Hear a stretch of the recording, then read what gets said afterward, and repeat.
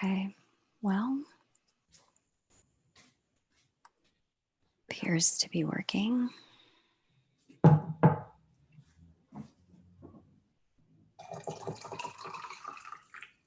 Okay.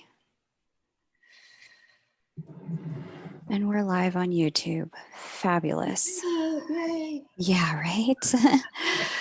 That only took all of my sweat for the day. You needed a good cleanse. I guess so, and I appreciate you guys' energy work on that. Thank you for working out the energy side while I worked on the tech side. I really appreciate that. Good teamwork. Yeah, no kidding, huh? All right. Well, let me just adjust the way we're seen here, gallery view, so people can see you guys. Hello and welcome everyone to another wonderful Twins in Union interview. I am joined today by Jill and Remi of Twin Flame Healers, and I deeply appreciate your patience while we got our live stream off the ground this evening. It took both a bit of energy work on their part and technical work on my part, and we nailed it. So I see so many of you were waiting and you jumped right in the moment we went live. I super appreciate it. So if you would be so kind as to go ahead and hit that like button, I'd really appreciate it. Helps to get the content circulated while it's live. And for those of you who are not familiar with Jill and Remi, they are both healers and intuitive guides and twins who have began their journey, their union journey this lifetime in 2011 when they met and married in 2016. And they're now joined in union and mission and service to twins and other advanced souls worldwide. Their mission is to create a map and ways to help other twins and soul connections grow and ascend through their own experiences. Service to Gaia, they're committed to assisting twins, starseeds, indigos, and other sensitive souls in their work to heal the planet and personally transform. They have worked full-time as guides and healers for twin flames all over the world since 2013. And you can find them at twinflamehealers.com. Jill and Remi, I thank you both for being here. It is such a pleasure and an honor. Our pleasure. Great to be here. Great to be with you and everybody watching.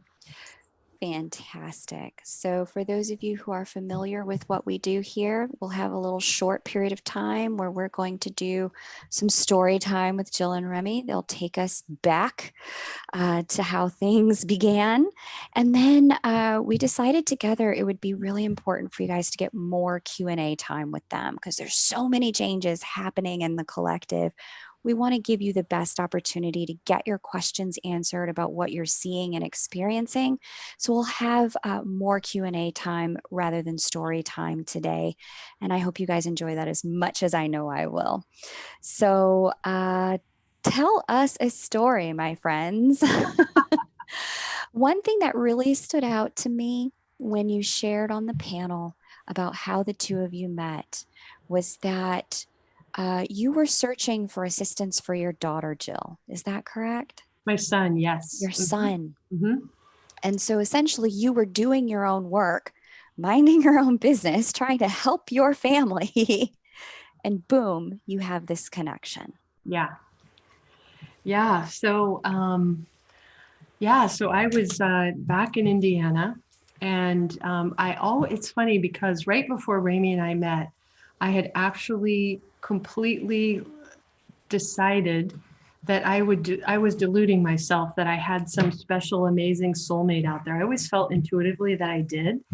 And I was in another marriage that just wasn't working and my kids were starting to get older. And I just thought, you know what, I guess it's just not going to happen. So, all right, that's okay.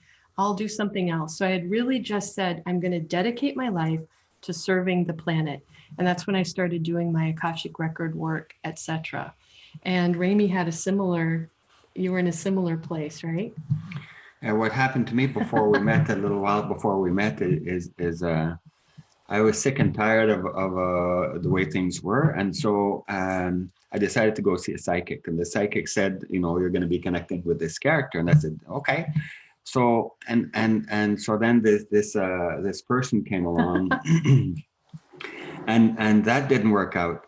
So that lasted only a very short time, mostly friendship, and I've had it. Leave me alone. So I had said that actually. I forget what point I said that. I said that shortly before connecting with Jill. Either leave me alone or bring me fabulous. I don't want anything else. And so then Jill showed up. Ta-da. Yeah, so we met, so we were not in any way, shape, or form looking for anything, or we were really both focused on our service work. And that's kind of an interesting piece of the puzzle, right? That we both had said, we're here to serve, that's it, and that's all. It was like, boom, we really just committed ourselves to that. And then we met. And yeah, seeing him for the first time, I was looking for a healer. And at that point he had, was it Dynamic Harmony or Indigo Soul Work? Indigo Soul Work. And my email name at that point was Indigo Moon, and he was Indigo Soul Work. And I thought, And then the first video I saw, and I know you guys can relate to this experience, the eyes, and I was just like, my head started spinning, and I just was like, and the first thing that popped into my mind was, I should have waited for you. And I just got chills with that one. And I knew we were destined to connect in some way. I didn't know what that was going to look like. I'd never heard of twins. So I emailed him right away. We set up the Skype session, and that was it. And from that first time, we were already talking about, we both had awareness to a degree right from the beginning. And then I think we talked about that in the panel. I knew within, I think, 2 days about twin flames, and I knew that's who this was. And it was like, I was off to the races. Here we go, full awareness, Kundalini, dreams, visions, the whole thing. And he had a very different experience. I think, yeah. So I was more the clueless one on the bus. So Jill and I connected briefly online, and then I took off I had a trip planned to India.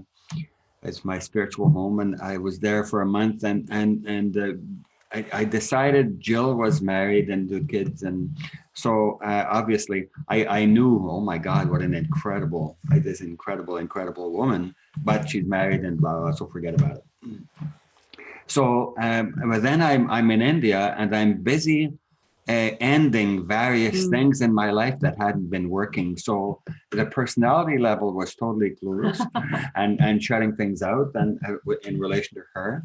At the soul level, I was ending various projects and so forth, and an assistant that I had, and I was just cleaning my life out to get ready for her. Although I didn't know what I was doing that. Yeah, so one of us had consciousness and the other one was subconsciously. So it was very interesting. And then right from the beginning, I was getting downloads about our mission. And I was being told stuff that I didn't really understand back then. Well, actually, I didn't understand at the personality level, but they said, you're template changers, you're going to help twin flames. And I was like, okay. But that pipeline was really open right away.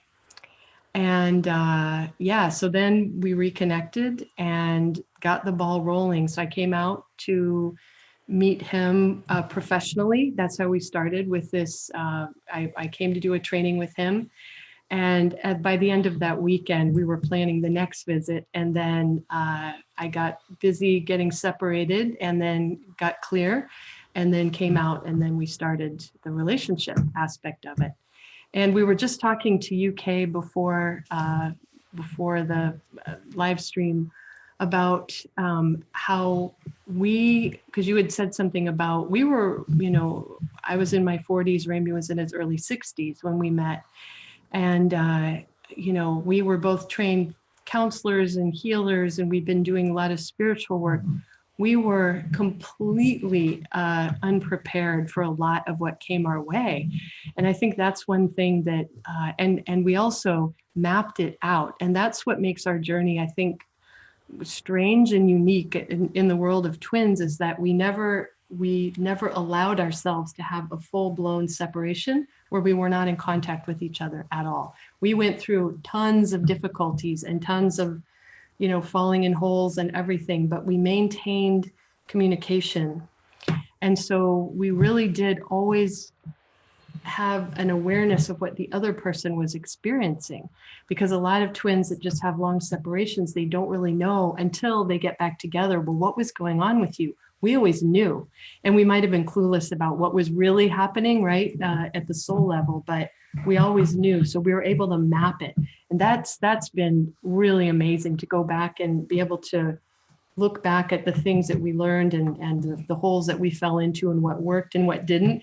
And, you know, one of my favorite quotes of all time, then we'll go over to you, is from a teacher at Naropa, where I got my graduate degree. And somebody said to him, gosh, how did you get so wise? And he says, well, by using good judgment. Well, how did you get good judgment? By using bad judgment. So we've done it all. Woohoo. So we, even with our degrees, even with our spiritual work, even with our therapy that we've done, we had a lot to learn, a lot. And we made a lot of mistakes, which of course, you know, is the way on earth, right? We learn, we grow, we develop qualities. So one of the things in terms of Jill talks about the period when we connected online, that was, I don't know what, January or something, and then Jill came later. That was something like April. So there was a period of a few months there. When I came back from India, Jill connected with me, and I said, here's a book on called Divorce Busting. So you work on fixing your relationship, and I backed off totally. So I in my wisdom or lack thereof, I played the role of damsel after that. So Jill was the one connecting with me, and I don't know if we used the word chasing after me, but I was the one, you know, I was saying, forget it, you know, you're in a relationship and so on. Fabulous, but so. So then we ended up connecting from there. So Jill came and we went ooh-ah, both of us went ooh-ah, and so from there we went back and forth in terms of connecting more powerfully with each other. Let's use the term, I was more in as well by that point. And Jill came later with her kids. She moved over, and she was involved with her parenting her kids, and so we had a sizable difficulties in terms of that. I backed off some. We had, even though I'm trained as a couple and family therapist and trainer and so forth, we had, as Jill said, we had a major mess. All our knowledge and wisdom and so forth, we basically clueless.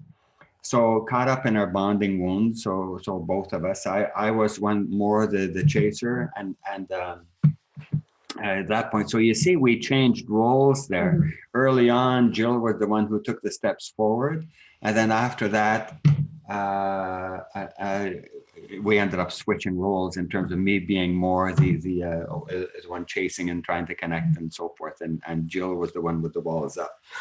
So and that went on for quite a chunk of time. So for some years, that latter piece.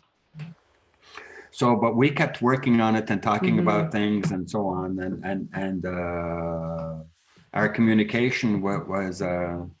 I don't know if we could say it's as bad as it could get, but it was mighty bad. Like all the communications and skills and so forth that we know, that the knowledge is at the mind level. It's a profound knowingness, but only so far. But when it comes to part of what happens in the helping field in terms of childhood wounds and so forth is this thing called implicit memory. You have a gut knowing at the base of your essence from this lifetime anyway, that those other guys, that character over there, those characters, they can't be trusted whatsoever. They're going to abandon you and so forth. They don't love you. So on the head level, you have this one level of knowingness, and on the other one is yikes, stay away from me and so on, or I need you desperately. So I went into a place of more desperation in terms of to be completed and to go more fully into union and to really go into mission. I needed to be really strongly connected with her. But then the parenting issue got in the way and so forth, and we made a sizable mess of that piece. Yep. Yeah, it's been interesting too for us because I carry the masculine in some areas, and Remi carries the feminine in some areas, and then in some areas I am more feminine and he's more masculine. So the dance is within us, and this is true for all you guys too, within us and between us. And it doesn't matter if you're female, female, male, male, male, female. We have this swirl of these energies, and it's really true. Like everything we learned, because the twin flame connection is so powerful that it just like it takes over. It just is like a tsunami of feelings that we're in so much of the time, and learning how to manage that intensity. And then we're all going through the ascension process too. We had to learn about that as well, and how to do that as a pair. So we really fell off our mountain a number of times, but we learned for sure, and we learned what worked for us and what didn't. And it really took a lot of effort. But I'll just say this last thing, and then we'll check in to see if you want to start questions, or if you have. Oh, you want to say something? I want to say a bit more after you're done. Okay. So with the bonding wound piece is really important, and we talk about that with our clients and people who take our webinars all the time. But what was I going to say about that? Oh yeah. So we came in with bonding wounds, as Remi said. So I had more avoidant, pushing away, and he had more anxious. So you guys will recognize that in your own relationships. That's a pretty typical dance. And that's, of course, what is called the runner chaser. Of course, there's other factors too, but one needs to feel close to feel safe, and the other needs to feel distant to feel safe. And we definitely had that. And we were just telling some people on a call the other day that, oh my God, we actually healed that, like really healed it. We don't have that dynamic anymore. And I can't really remember the last time we even had, and it was severe. So I guess part of our role for twins and for advanced souls is, if we can do it, you can too, because we both came from major messes in terms of childhood. We had a lot of difficulty that we both went through, a lot. Remi had one of the most neglectful childhoods, short of outright physical tossing you out on the street, that I've ever heard of. And mine was filled with a lot of chaos and abuse and addiction and all kinds of stuff. But we, through this relationship, were able to heal that. And we now have, ironically, what most people would call a securely bonded relationship. We don't cling, we're not desperate. We have a lot of open hand and freedom, but we're very close, and we don't need to push away. We still take space, like I'll go into the bedroom, he'll be out here, he'll wander off for a little while. But it's an ebb and flow, and it's not push pull. So we know on the soul level, we chose to go through a lot of difficulty so we could learn it and then teach it. So just one more piece before we give you back the ball. Okay, I part of the issue Jill mentioned, we didn't know anything about, or we didn't know much about the ascension path. That's totally true. But when you talk about ascending as an individual, that's totally different than ascending as a couple, or ascending while you're in a love relationship, or going through the chaos of it, etc. Yeah. So I had started on my spiritual path in 1969, been meditating and trying all kinds of spiritual practices forever. And then Jill took her master's degree, was in the field of basically spiritual psychology. So both of us knew quite a lot. We knew a lot, and I taught meditation classes, and I taught yoga. I was a yoga teacher for a few years, and et cetera, et cetera. So I was using a combination of let's call it psychological stuff and relationship stuff and spirituality in my workshops and so on. And I'd written a book about indigo. So we both had lots of knowledge about it, but when it came to relationship, it didn't fly.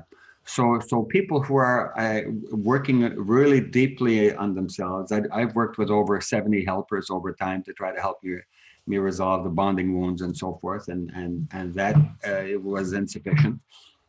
And so the combination of the psychological stuff and the couple and families therapy stuff that I knew, and those methods and the spirituality, all of it was insufficient to help us transform and go more and more fully into union. We had to learn some new things there, and we had to create a new map, because everything that we've seen out there was didn't work for us.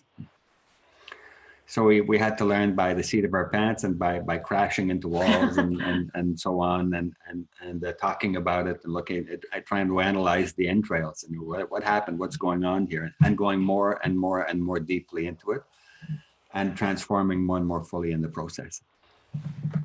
Such a beautiful gift. What a journey. Wow. So much fun. So much fun. I love the tongue in cheek there, Remi. Yeah. Well, thank you for sharing that. I did formulate some questions that I want to see if we can get through as quickly as possible before deep diving on listener Q&A. The first one that came through is, Remi, you shared that there was a period of time that you really backed off because Jill was married, she had these kids, this whole thing, even though you knew that this connection was different. Can you help our married listeners understand why a twin will make that choice? Well, I knew better. I knew better than what my soul had to say. So I had this training and this experience. My specialty was working with family breakdown, right? Couple and family breakdown. So before meeting Jill, I had spent 10 years working as a family therapist in child protection. So family breakdown was part of the gig. And I worked at helping to repair all this chaos or helping people to separate healthily, etc. So, and I'd done a bunch of custody assessments for the courts for, I don't know how long, a few years, 3-4 years or something. So I knew that part of the gig and my training in couple and family therapy. So all of that, I knew you have to be separated for at least a year before you can have a proper relationship. So I got to stay away. I'm really yearning and drawn, but I have to shut down my perceptions and my feelings because my head knows better. So it was, and I was pretty successful at shutting that down. Like when I was in India, for example, and after that, there was no major yearning for Jill, so she came to mind occasionally, but there was nothing big about it. So my head won. So and I was working on transforming my feelings and so forth. Part of what I do as a healer is I have to keep cleaning my own clock more and more profoundly. So as I was doing that, Jill did not come to mind. I was still playing. I was still disconnected. I was just disconnected from her emotionally and spiritually. Even though I was doing these spiritual practices, and I went to India to connect spiritually and so on. Nada. So I didn't want. So I was very, very, very good at shutting her out. And that seems to be typically more of a male thing. That we've seen, because it is one of those mind-boggling. We get asked that question all the time, like, how can he stay married when we've got this? Or if, how can this happen? And so, but Remi did it. He was able to disconnect. It's like a disconnect from what the soul knows and what the head is telling you and what the conditioning is. Because a lot of males, if you're talking about a male, are more conditioned to protect, provide, etc., and they can shut that down easier than most women. That's a generalization, but that's based on some brain science as well. So then a piece that happened, Jill came for this workshop that I was giving, and we connected and all done. That was all over. This gig of me saying, disconnecting from her, not able to do it anymore because of our physical connection. Mm-hmm. I mean, just emotionally, energetically. Was too powerful. I couldn't deny it anymore. So then that transformed things. So Jill had been taking steps to connect with me and so on. And after that, I couldn't block it anymore. So ever since then, it's been reciprocal. Wow. Okay, that's very helpful. And for those of you listening, if you want a deeper dive on that, Alison Armstrong, author of Understanding Men, or The Amazing Development of Men, she did an interview on the channel back in November of 2019 that specifically talked about the nature of providing and protecting for the masculine energy and the ways in which a man will choose as part of his nature to protect himself from you, mm-hmm. or protect you from him Yeah. If he feels like he is a threat somehow to your stability, he will back away. Yep. So there's a lot of deep diving and many ways you can go to deep dive on that. But thought I would throw that out there. Jill, when your walls went up, Remi shared that you had walls that went up at a certain point. Yeah. After so much clarity, I mean, day 2, you got the recognition and the download. You're going to be healing, you're going to be helping other people. When your walls finally went up, what year was it? Year 2, 3, 4, 5, and what caused you to go into that runner state? For me, it was when it's very interesting, the circumstances. So I had been going back and forth between Indiana, where my kids' house, everything, and then Vancouver, where Remi was, back and forth, back and forth. And Remi said, you know, for this to move forward, we really have to be in the same location. And I had a feeling it was like, I don't know if this is going to work to do it this way, but okay.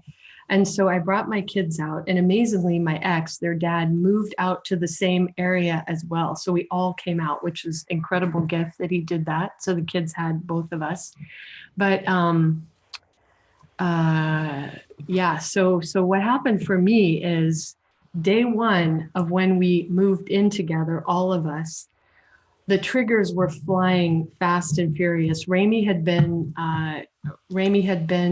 yeah, I got to back up a little bit because this is important. So what happened to me first is I had a big old family template. You guys have heard people talk about templates. Certainly, if you've been with us, you've heard us talk about templates. So basically, they're energy fields that have beliefs and wounds and traumas and genetic stuff. I was in this very strong, my family has a very strong field. And so coming out of that was like climbing out of a molasses pit. And Remi, meanwhile, because I hadn't come out in the timing that he really wanted me to, was getting madder and madder and madder. And he was just really getting angry. So while I was trying to come to him, he was throwing all this anger my way and blaming and accusing. This is all normal twin flame bonding wound stuff. And, you know, you're destroying things. So I was kind of like a deer in the headlights, but I did it. I came. And then day 1, you know, we both really went back into our old relating patterns, and it was not pretty. So I started to see him as dangerous, really, and not physically dangerous to me, but emotionally dangerous to me and also my kids. So I went into mama bear mode. It's like, this guy, God, I thought he was this together 60-something therapist. He's acting like a 2-year-old, you know, and he's angry and he's, you know, doesn't understand what I need as a mother. I thought I was going to come here. It's a fantasy too, right? That a lot of us have. Like, I thought I was going to come here and we we're going to have this great life and everything was going to flow. And it was not like that at all. So I just retreated because it was, I started to not trust him, I would say, emotionally. I didn't feel safe emotionally with him, in part because he was just really angry at that point. That's super helpful because I think we all go through that. But I think the key that you shared is that there was now when you look back, you recognize that was both of your bonding wounds interacting. Yeah. And we have gone back to that time because that was when really the bleep hit the fan for us. So that was when was that? 2014? Yeah. 2014. So that was about 2 years in to our connection. And looking back now from the lens, you know, you can go back with the eagle. I was like, oh my God, if I had known what you needed from me, because what he needed, he'd been there on this tiny island. It was Salt Spring Island in British Columbia with nobody there, nothing to do, living in this cabin. And when he was used to Vancouver and all this vibrant life. And he knew that he had this mission that he needed to do. And I was a part of it. And where was I? I could see none of that. I could not see it from his perspective at all. And that's what we do. That's our typical pattern of relating for a lot of twins. We feel our pain and we see their dysfunction. And guess what? He was feeling his pain and he was seeing my dysfunction. He's like, man, you're putting your kids above me. We've got this big mission. You don't even want to go on a walk with me anymore.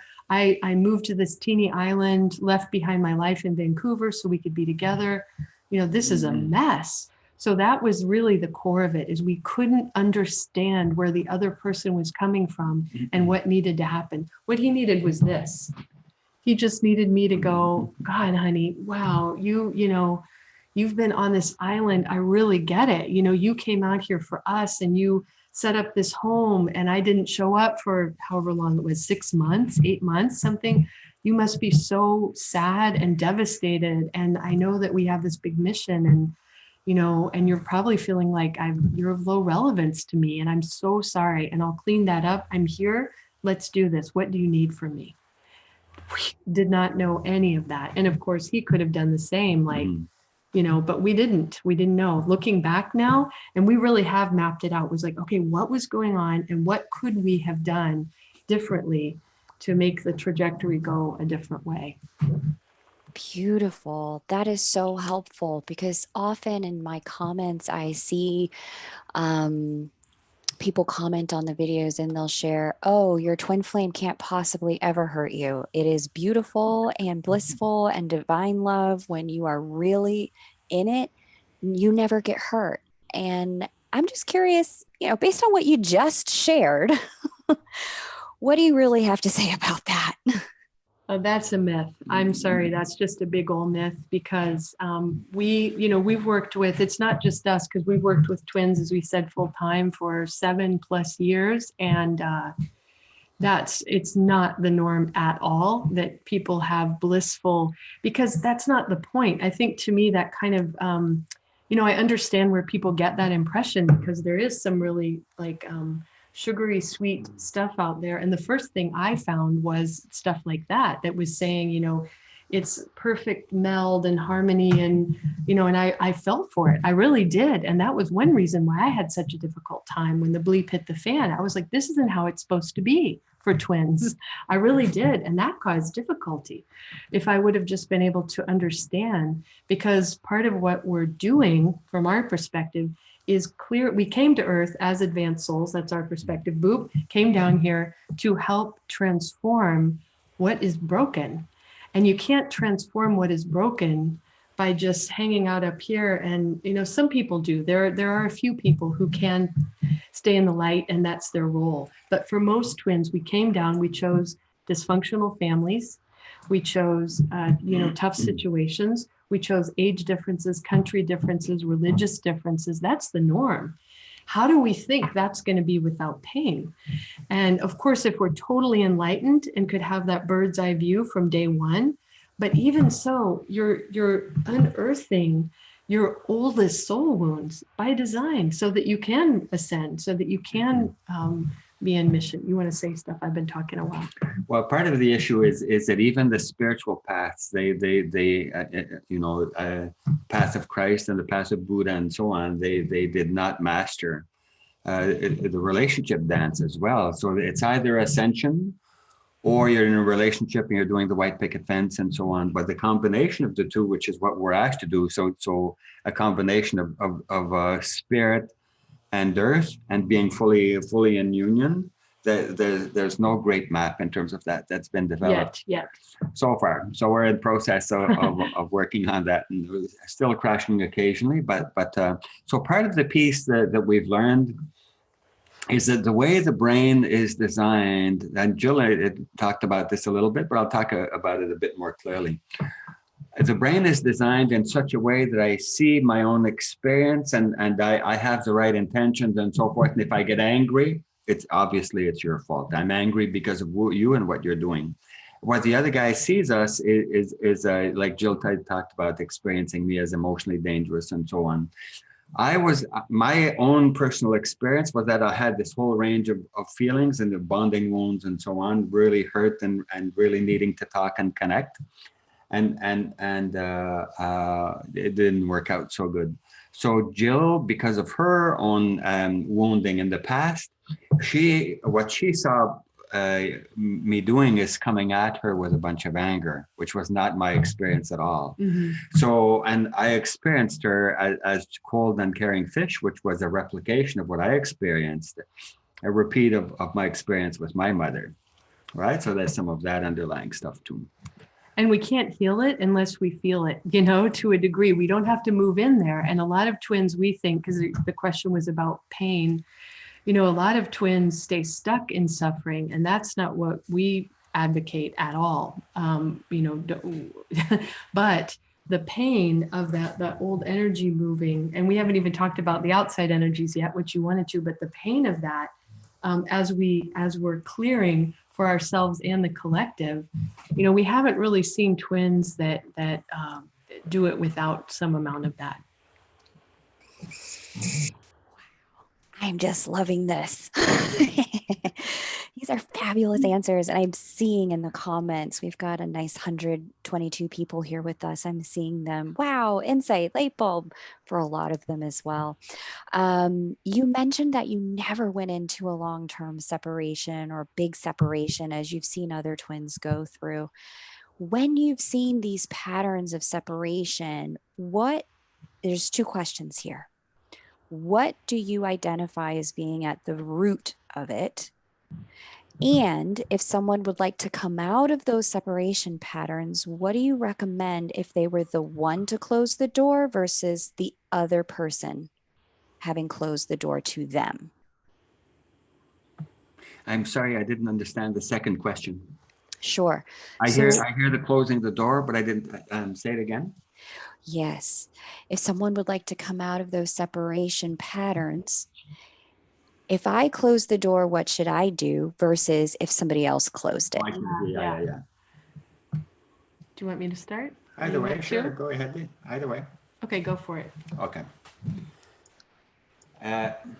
So the roots of separation is really tricky. So there are different levels of that. So that partly there's the bonding wound. So that we talked about clearly, and there's a piece in terms of things getting too intense. One of the things that happens because of the way the male brain is built, they go when there's even a relatively mild conflict, they go into what's called flooding. So they get overwhelmed. So they run for the hills. So it's not just because of conflict, it's the energies of the twin flame is so intense that there's a feeling of losing control. So it's basically, we can say the way the brain is built, we can say it's bonding wounds, but it's also the divine orchestrating it. We're connecting more fully with spirit. All this energy is coming in. And there's a feeling of you're not in control of your wagon anymore. It just this is incredibly yikesy. So for me, when we first connected at the 3D level, physically, just meeting each other and so on, and at the workshop, I was totally hooked. So I had to stay closely connected with her, no matter what. And even though part of me wanted to run away because things were so intense and so scary and so forth, I knew at the soul level I was much more connected with my soul as of the physical time of seeing each other. I just had to stick with it. So there's a combination in terms of the way the brain is designed, the way we see each other as I'm the way the brain is designed. I'm the victim and you're the abuser, the bad guy, the neglector, or whatever it is.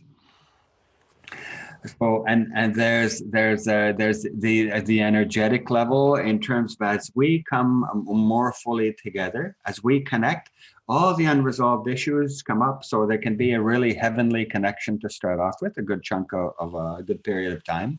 Depends how long, depends on the couples, it varies. But then as you connect more fully, then the unresolved stuff in your basement comes up to the surface. And you have all these snakes and ladders in there that you thought you'd healed all of it. So obviously I've healed all of that stuff. So things are yikesy because of you. Right? It had nothing to do with me whatsoever.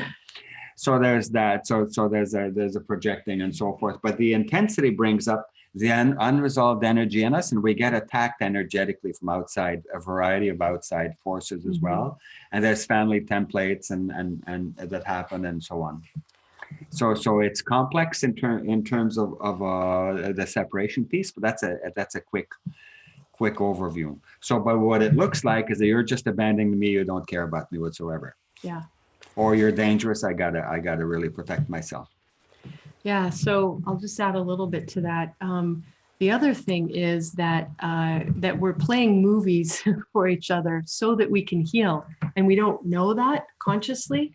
And so we just, it's like, oh God, another guy who's gonna this, and this, but we don't understand that twins will, this took us a long time to figure out that twins will play roles for us for our benefit, but they're so that we can finally heal something. And so, for example, when we were unpacking our Salt Spring Island thing, I was looking and I was like, wait a minute, I've never been cold in my life. That's not my pattern. Oh my God, it's his pattern. He's had all these partners that turn cold. That's not me. I was like, oh my God. So I realized that I had inadvertently slipped into a role. If any of you know Bert Hellinger, he does, what's it called? Internal family systems. No, that's a different. Oh, sorry. Different Bert Hellinger. Anyway, there's this guy named Bert Hellinger, and his work is fascinating if you want to understand about energy dynamics. And what he'll do is he'll have one person be the designated person, you, and then he'll have people in a group setting play your family members. Okay, your cousin, Sarah, you're my sister, you're my parents. And these people will literally say verbatim what that father said, what the mother said, what the sister said. And both of us, the first time we ever saw this, our jaws dropped. So we will do that for each other. So we will literally become each other's worst nightmare temporarily. So that, but the design is so we can heal, but we don't know that that's the design. We just interpret it. See, the mind interprets it as they're just like that person. Da, da, da, da. We don't get, they're bringing me something. They're putting it in my face so that I can finally clear it and go up, which is where I need to go.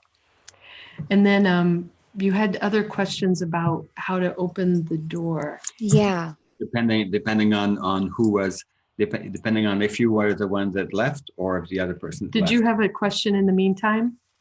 It was just that, because I run into a lot of folks who say it's not my response. I closed the door, but I did it because he did or because she did. Right. Very good reasons. And what do you have to say about this? Well, I closed the door because the other guy was an idiot. I mean, I just can't put up with that stuff and blah, blah, blah, right? So there's all of that. So then what happens is we can, there's a piece that can happen in my experience working with separation over the years. There's a piece that happened. Oh my God, what a relief I got away from that devil. So we can have a honeymoon period for a while. It can last a little while. It depends how, a couple of weeks or even some months, and it's so wonderful. And then after that, you start to whatever it is, forgive or forget and etc. And then the other stuff comes up. Some of the yearning. Oh my gosh, eyes were so cute, or whatever, nice butt, or whatever it might be. Whatever. Comes up for you, but really what it is there's a soul yearning that comes up. So then part of what can happen is you want to shut that down, just like I shut down my soul's yearning earlier. Jill had to come for me. There's a piece in terms of I have to shut down my soul. My soul, the divine, the light spirit, is dangerous. So I have to stay away from those things. So there's a self-protective thing that our inner child are bonding. So I don't want that. So then what we need to do is we really need to look at ourselves, look at the various voices inside of us, and come to terms with them. And you can choose to do this thing called voice dialogue. You can choose to talk with each part, ask each part of you to speak up. But you need to air things out more fully, rather than it's not just a male thing that's shutting down. It's also a female thing, different styles. But so really resolving that piece, and then okay, I see that where I'm at. I see that I'm yearning. I see that person is really really important for me. Let me reach out. And so then the way we reach out is absolutely crucial because we can scare them profoundly, right? So that's an essential piece in terms of that. So I'll just say that for now. You want to jump in, or you want me? Yeah. So if you're the one who shut the door, it is really important to understand what got triggered in me that I shut down. What happened? So to go back and map it for yourself, go back to the point of where that door slammed shut and find out what happened, what got triggered for me. Did he remind me of my dad? Did, he say something that really hurt me? Then you need to go deeper and underneath that and say, okay, what do I need to heal in me that got triggered? So we need to take ownership of the energy and work with it, do our healing, transmute the negative ego, come into a place of balance and peace with ourselves, and forgive. Because really, ultimately, there's really nothing to forgive, really, between twins, because we're always working for each other. That's my perspective anyway. We have a little debate about that, but I do feel like at the soul level, we are always working for each other. And sometimes we can, get off track a little bit, but that's what I believe. And at the personality level, though, that's another story. The other thing is always, no matter who and if they shut the door, then the first thing is to go into compassion, just like Remi and I on Salt Spring, and go, wait a minute, no matter what came out of his mouth, because that's what we do, we buy into that, oh, he called me a so-and-so, or told me I was ruining his life, or he never wanted to see me again. We move in there. Don't move into that stuff, because that's their personality. That's not their soul. So of course, you're not going to go knocking on their door if they said, never contact me again. Then you back off, you do your inner work, and you wait. And then you reach out later in a non-threatening way, as Remi said. And if they don't respond, you go back and do some more work. There's a fine art to this, and this is part of what we're actually, our new series that's coming up is focused entirely on this 3D dance, because so much of the information that we get is about the spiritual aspect of things. And there are a lot of myths out there that it should just kind of magically fall into place. But these kind of questions are what we get asked all the time. And we could go on for about, hours probably on just that. How do you reconnect after separation? Because it is complex. There's negative energies. There's templates to be healed. There's, soul group issues. There's other players. So, but yeah, that's the focus of what we finally feel ready to teach that, because we finally mastered it enough. We don't claim to be perfect, but we mastered it enough. So that's what we're going to be teaching coming right up. Super exciting. Okay, so I'm going to get from you guys links, and I'll place them under the video so that people can find their way into that conversation if that's what they need. Mm-hmm. Okay. That being said, we definitely had a lot of questions about that as you guys were talking, like how do you reach out? Like what do you say and when, etc. So for those of you who had those questions, come back to this video within the next 24 hours and you will find the links to that teaching from Jill and Remi underneath. What about mission work, guys? Can someone still do their mission work if their twin isn't there?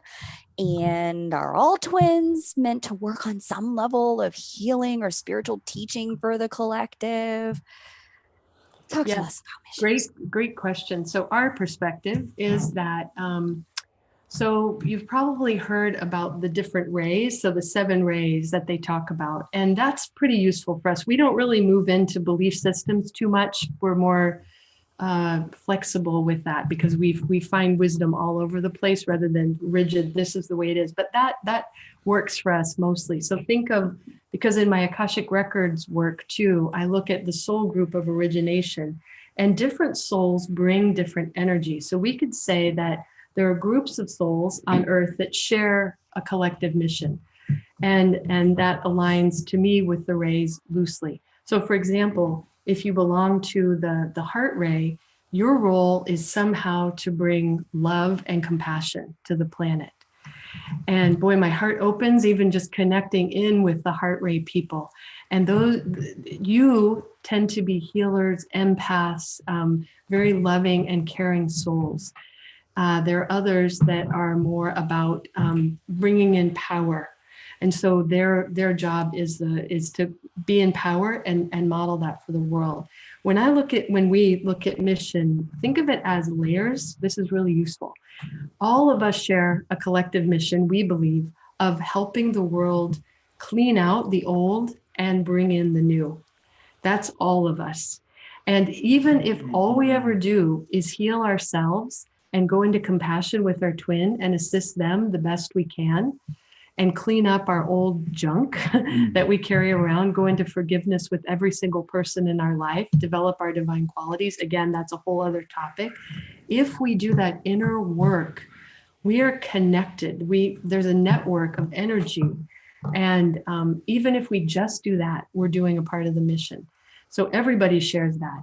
Then some twins have a mission of wanting to come together and be in physical union. There's a lot of people that say it's just about you. That is not our perspective. It's about you. And for a lot of us, it's also about this. So if that's your mission, just the act of twins coming together creates an actual vortex, a vortex, just like a sacred site would, for spiritual energy to come into the planet. So that's another way.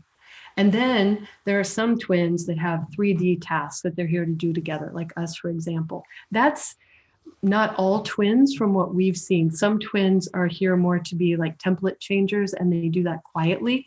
And there's a whole group of souls that we know of as blueprinters that are here to change the template, and they tend to work behind the scenes, and they're not out.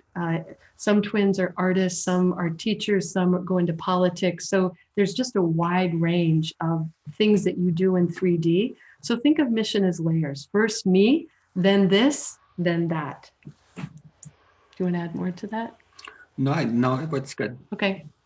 Beautiful. That is so helpful and allows a lot of people, I'm sure, some of my clients, relief, because they're just so clear. I'm an artist. I don't love being around people. I know I need to create. Or somehow I feel I might be failing mission if I'm not creating or if I'm not doing something with people. So that's very helpful. Yeah. Speaking of which, there's a ton of twin flame information now bubbling to the surface in collective consciousness right now. It almost seems like it's coming to a crescendo in popular conversation. And I'm curious what you've been shown about why this conversation, why now on planet Earth, what has been happening that's causing such a frenzy around the twin flame, twin soul conversation. That's more your area too. I can talk about that if you want me to. Yeah, I go ahead because Yeah, so part of it is that there's been gradually there's been more and more transformation in terms of Mother Earth itself. The vibration of the Earth has been increasing more and more. So back in the old days, let's say the 1960s, 1970s, there was started to be spiritual transformation that happened really majorly. So the hippie thing happened, and then women's empowerment started happening, and so there's been a gradual coming out, people going into their power more fully. And then starting in 1987 approximately, there started to be some new souls that came to Earth. There were some before that, but there's a bunch of indigo kids that started coming to Earth. So there's a transformation in terms of the Earth itself, and there's an orchestration by spirit in terms of having all these really advanced souls coming down, indigos and starseeds and so on.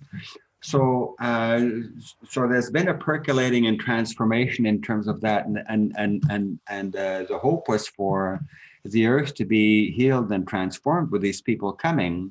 A lot of these people not doing their mission so much, and there's fear and the unresolved stuff and luggage and etc.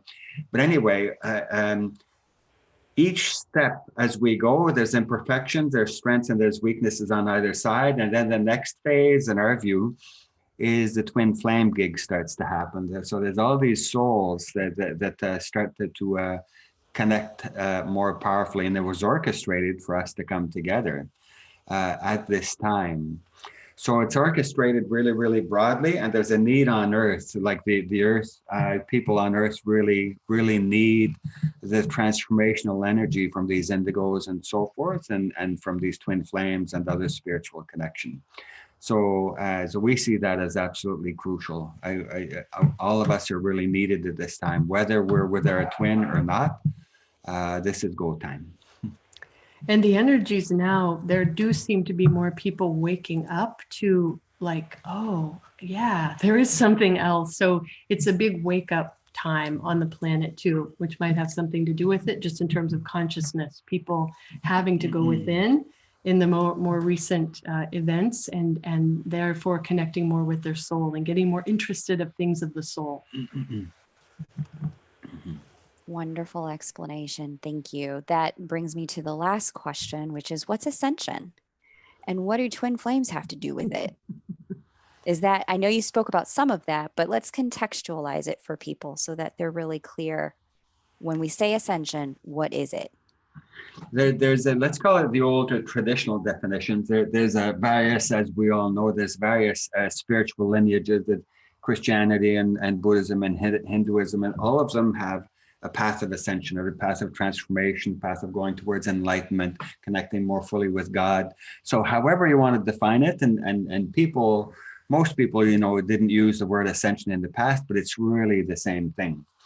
So in terms of the definition now, it's changed some in terms of the goal is not only for us to connect with spirit and become one with the divine, but also to embody that. So our body becomes ensouled. So we connect with higher and higher dimensions, and we connect with spirit, and we connect with guidance more, and we, you know, our spiritual gifts get developed and so forth. That's part of the journey of ascension. But the goal is also to be here on earth and to transform. So as we become really connected at a high level in terms of ascension, then there's a strong drive to be, I need to be out there. My job, my beingness wants me to be out there, and the divine, my connection with the divine will become more and more fully one. I have to serve. So service becomes crucial. There's a really useful perspective from Hinduism that talks about there's four different paths that are crucial. So the path of devotion for the divine, there's the path of service, and there's the path of understanding.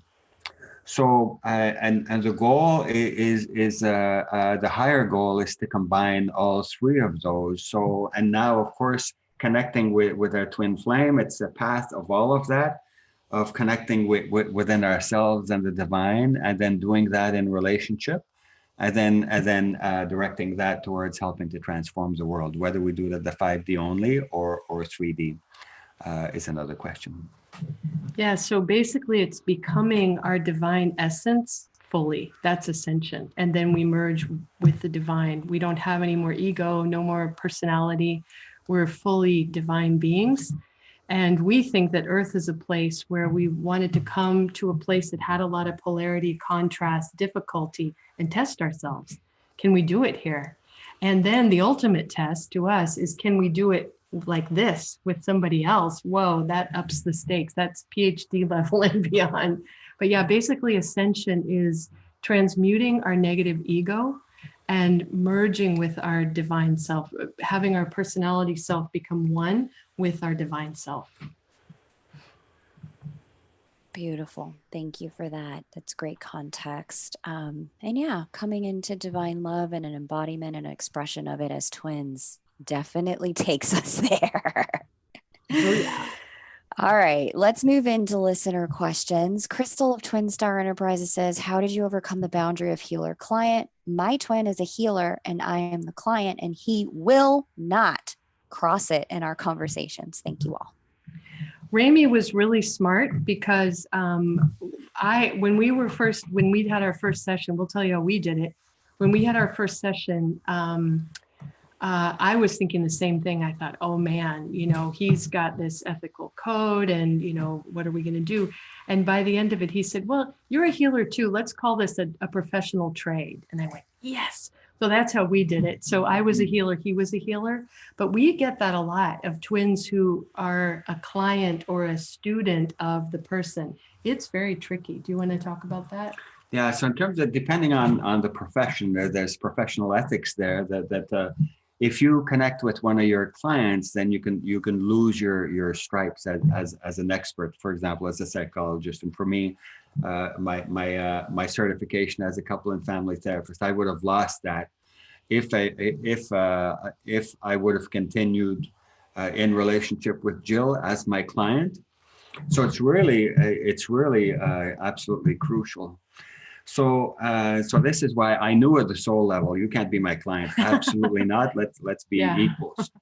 Yeah. So we resolved it that way. But it's really understandable that professionals who may not be as connected with their soul, or for whatever reason they feel I owe you obligation as my client, so they focus more on that. But those professional ethics are really crucial. And think of it this way though too. Why did you guys choose that? There's a reason. So it's not random. Like it's not that situation is bad or impossible. Why did we choose that? So I would kind of start there. If you're in a situation like that, start to look at, okay, what are we supposed to learn from this? What as souls are we supposed to do? So just tuning into that person, what it feels like to me is that you guys have had past lives of forbidden relationships a lot. So it's really useful to think of what's the context here? What are we trying to learn? Broaden the perspective. So for you, you could do some healing in terms of past lives where you guys have crossed those lines and gotten thrown in jail or prison. This lifetime feels like you wanted to come back and do it ethically. We're going to meet and we're going to do it in a way that honors our soul, but also honors the ethics of whatever. And then find out what the regulations are, because a lot of times it's a period of time. After a year or two, then you can be, so if you're in that and you guys are talking this way, you might want to step out of that professional relationship. And then after a period of time, you can connect as more. So just find out what the laws are, what the legalities are. But that's what I'm getting for you, the person who's asking this is a past life pattern that you guys decided to do differently this time. So never feel like a victim in these situations. Always go, what is this? Why did we create this? So this pattern of creating blocks, right? You're planning ahead of time to have particular types of blockages in your relationship. All of us do that. In golf, they call it a handicap. So we all choose particular handicaps. So we're different religions, and then my clan doesn't like your religion, or we're in different countries and there's border issues, or we're the same gender, and so part of me doesn't approve of that, or there's a whole, or you have kids and kids drive me nuts, and so I can't be with you. So all of that is orchestrated. Yeah. So there's that foundational piece. It's not just a professional ethics thing. It's more broadly, how come, like Jill said, how come we created this? And let's work at transforming those. And it's just typical for twin flames and other soul connections too, but for twin flames to say, we are more powerful, our connection is invaluable, and it is more powerful than those blocks, and let's find a way of resolving them. And the blockages, how you resolve them, it varies depending on, it's a border issue, or their kids, or like this character is my psychiatrist or my chiropractor, etc. So those are 3D questions, and we can talk about those if you want us to. But the let's call it the 5D and the planning. It's totally normal for there to be sizable handicaps blocking twin flame connection. It's normal. Yeah. Very helpful. Thank you. Moving on to the next question. Katie asks, how do you heal resentment with your twins, ex-spouse, and adult child? Though the child is grown, my twin has run from me because he's too ashamed to introduce me to his young adult son. I want to have an open heart, but I hold resentment I can't shake. How does one transform this? Me, you? Doesn't matter either way. I would say, I'll just say something and then see what Remi wants to add. Have compassion for their situation, because just try to put yourself in their shoes and realize, again, there's past life issues here where this dynamic, it feels like this, he feels like he has abandoned that child and has a soul contract. I will not hurt this kid. And anything, so it's like a hyper arousal is what I'm getting of anything that could potentially hurt this child. Very protective. So back to what Kay, you were saying about the male brain protecting, that feels like it's very much activated. And he still sees this kid as a kid, not an adult. So, so see what you want to say about that. It's really, I think it's really crucial to think in terms of what is there on my side in terms of this blockages, what is there on the other guy's side, and are there any other players, right? So that's a pattern overall in terms of all twin flame dances. It's a pattern for transformation overall, for couples relationship, all of it. So so on your side, the person who asked this question, in relation to love, there's you've had blockages for many lifetimes now. There's always something that happens. You're always second.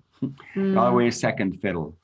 So looking at that at the soul level and at the energetic level is crucial. So I don't know if it's appropriate for us to talk about this on this program, but there I can sniff there's curses there against you. So you need to clear that. And it sounds extremely scary, but it's really easy to clear. Lords of Karma, Archangel Michael, let's ask to clear those issues.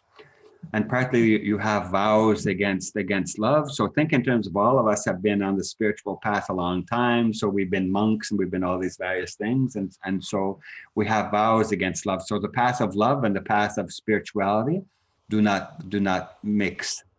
So so we have those old rules at the soul level in relation to that. So Lords of Karma, Archangel Michael, let's ask to clear those vows.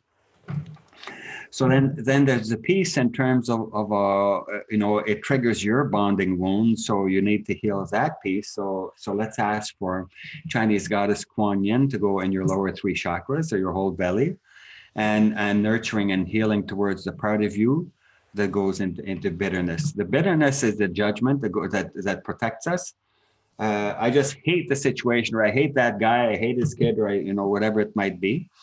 So looking at the underlayer, whenever we have anger or resentment and so forth, there's an underlayer of pain and suffering and feeling abandoned and etc. So think in terms of bonding wounds. We need to go there and heal that rather than focus on the resentment. You can do, working at healing resentment, for example, you do Ho'oponopono. I'm really sorry, please forgive me, I love you, thank you. This old ancient method from Hawaii. So then there's the piece in terms of the other guy. Well, you're really scary. He finds you really, really yummy, really, really scary, even more scary than yummy, right? So doing distance healing in terms of the scared parts of him. Jill talked about the vows in relation to his child and so forth. I see that too. But there's also a piece in terms of any excuse in a storm, right? Like I got to stay away from you, and let me fish around. Well, what's a good reason? Well, here's one, and then if you resolve that one, then another one's going to pop up. Oh my gosh, I just found another reason. Sorry, I can't be with you. So always go deeper. Yeah. So we need to. So the distance healing is crucial to heal the underlayers, the reasons why the other guy is terrified of connecting with us. So some of that relates to inner child, some of that relates to ancestral, right? So in terms of I'll get in trouble with my clan, or I'll be totally abandoned by my clan. So needing to heal that kind of stuff. And there's issues, reasons at the soul level. If I come together with you, we're going to get, murdered and so on by others, and you'll abandon me. So there's a whole host of different flavors. Part of what we do is we've developed a program called Transforming Blockages, and we teach people how to heal and transform all of that, connect with spirit, and find out very precisely what all of the issues are, and transform them one by one. So then there's more and more possibility of union. There's never a guarantee, of course, but that's a big chunk of what we do. This is a perfect pause point because we have maybe about 9 minutes left, and we've got a lot of questions. And so I want to get back to those questions, but people are witnessing what you just did and how you were able to just tune in to past lives and blockages for both twins. And they're wondering, all right, how do I get in touch with these people? What can we do? What's step one? Talk to me about how to get in this game. What do they have to do? Okay, so yeah, so that what we just did right there, that's what we teach. That's one of the things we teach, and that's called transforming blockages. So you can just go on our website, twinflamehealers.com, and sign up there. Transforming blockages, do you want us to talk about that a little bit, or is that just say that and go back to the questions? Now, tell us about transforming blockages, and if there's any kind of special offer you'd like to, offer alongside it for listeners of this broadcast, tell us about that. Yeah, so, oh yeah, there you go. So that's Transcending the Stages, and that is our ongoing, and there's Transforming Blockages. Yeah, so Transforming Blockages is something that we developed from our personal experience as twins, as we talked about what didn't work and then what did. And this is for clearing blockages and figuring out how to do this healing work yourself. One of the things that is most important to us is empowerment and you being empowered and having the tools that you need to find your own answers and do your own healing. And then as part of this, we offer support. So we answer your questions as part of it. And we're just starting a new way of interacting with Transforming Blockages participants, where we're having twice monthly live groups that you can come, and we're giving you support. So once you join Transforming Blockages, you'll be on a mailing list and you'll get all the things that we do with you. And then the new series, the ongoing one, is called Transcending the Stages of Twin Flame Union, and we are loving that. So we're just about to start series 3. So series 1 is about the soul and past lives. And again, we do journeys in there so that you can connect directly with the divine. You can start to get your own connection and answers, because we want you filled up with the divine and being able to, not be clear those things that stand in the way of you connecting with yourself more fully and your twin. And then series 2 is about what? There's also, I just want to add 3 words here. There's also a piece in terms of that series, in terms of it's not only understanding me in relation to my soul and past lives and so forth, it's understanding the relationship and connection with the divine and how to clear some of the energies between us and so forth. So that's series 1. Yeah, so it's all, that's okay, honey. So it's all related on, because the goal is wherever we believe that twins are here to work together. And that doesn't mean you have to move in together. It doesn't mean you have to get married. It doesn't mean whatever. But we believe energetically we're here to work together. And so all the work that we do helps you clear out what stands in that way. And then if you come together physically, it's a much easier ride if you've done clearing. And if you don't, you still get the benefits of the journey. And then series 2, which we're just finishing this Saturday, it's not too late to join if you want. It's like all of these just turn into recordings after the live class. You can join anytime. And this is about childhood healing. And this piece is really important. So those of you asking, why are we in separation? The lower chakra issues, including our childhood wounds, our past life stuff, really can get in the way of us connecting more fully. We bounce right out of there because of our wounds. And so in this class, we're helping you heal childhood wounds very deeply with both a spiritual perspective and a psychological perspective in the context of union. And then we're going to start series 3 next in June, so in about a month. And that's not on there yet. We were trying to get it ready for tonight, but it's almost ready. And we'll be posting that very shortly. And that is called, we're really excited, Sacred Union in Real Life. And that is about giving you tools to connect in 3D. It's all the things you guys ask. That's what we're going to be answering. It's about communication, coming back from separation, dealing with bonding wounds. All of that stuff is going to be in that series. And we're going to be posting that very shortly.